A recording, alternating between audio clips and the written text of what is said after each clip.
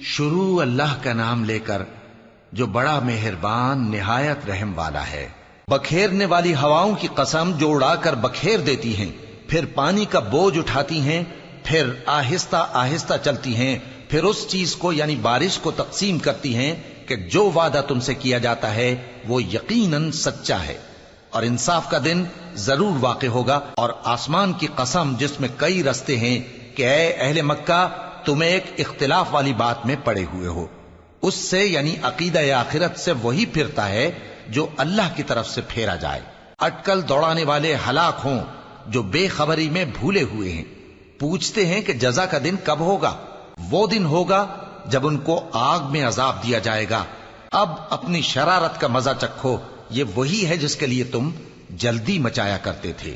بے شک پرہیزگار بہشتوں اور چشموں میں ہوں گے، اور جو جو نعمتیں ان کا پروردگار انہیں دیتا ہوگا انہیں لے رہے ہوں گے۔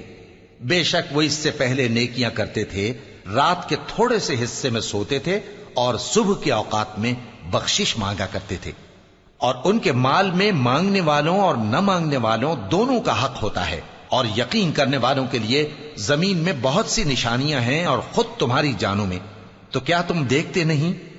اور تمہارا رزق اور جس چیز کا تم سے وعدہ کیا جاتا ہے آسمان میں ہے، تو آسمان اور زمین کے مالک کی قسم یہ اسی طرح قابل یقین ہے جس طرح تم بات کرتے ہو۔ اے نبی، کیا تمہارے پاس ابراہیم کے معزز مہمانوں کی خبر پہنچی ہے؟ جب وہ ان کے پاس آئے تو سلام کہا، انہوں نے بھی جواب میں سلام کہا۔ دیکھا تو ایسے لوگ کہ نہ جان نہ پہچان۔ پھر وہ اپنے گھر جا کر ایک بھنا ہوا موٹا بچڑا لائے اور کھانے کے لیے ان کے آگے رکھ دیا۔ کہنے لگے کہ آپ تناول کیوں نہیں فرماتے؟ اور ان سے خوف محسوس کیا۔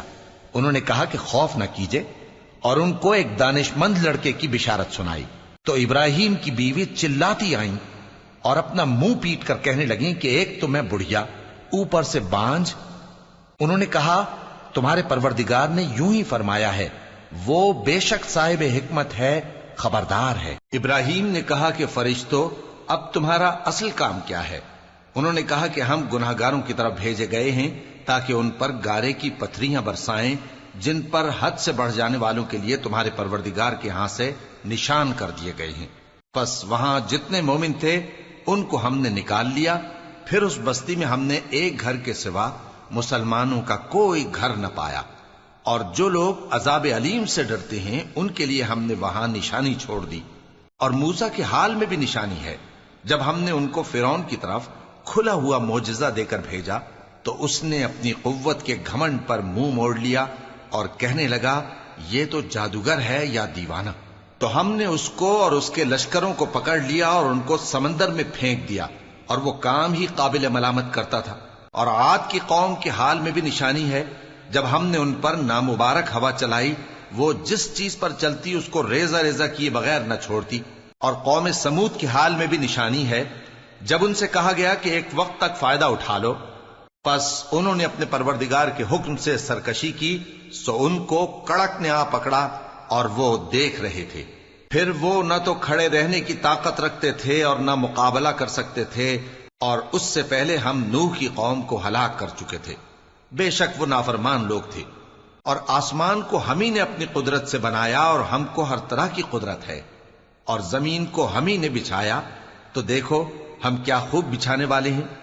اور ہر چیز کے ہم نے دو دو جوڑے بنائے تاکہ تم نصیحت حاصل کرو۔ تو تم لوگ اللہ کی طرف دوڑ چلو، میں اس کی طرف سے تم کو صاف صاف خبردار کرنے والا ہوں۔ اور اللہ کے ساتھ کسی اور کو معبود نہ بناؤ، میں اس کی طرف سے تم کو صاف صاف خبردار کرنے والا ہوں۔ اسی طرح ان سے پہلے لوگوں کے پاس بھی جو پیغمبر آتا تو وہ بھی اس کو جادوگر یا دیوانہ کہتے۔ کیا یہ لوگ ایک دوسرے کو اسی بات کی وصیت کر مرے ہیں؟ نہیں، بلکہ یہ شریر لوگ ہیں۔